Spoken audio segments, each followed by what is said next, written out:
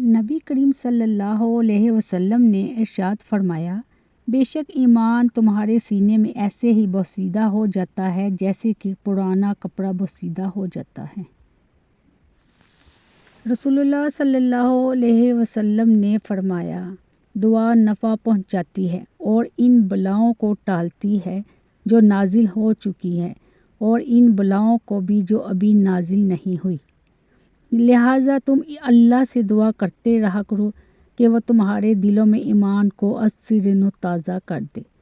سیدنا انس بن مالک رضی اللہ عنہ سے روایت ہے کہ رسول اللہ صلی اللہ علیہ وسلم نے فرمایا، قیلولہ کر لیا کرو کیونکہ شیاطین قیلولہ نہیں کرتے۔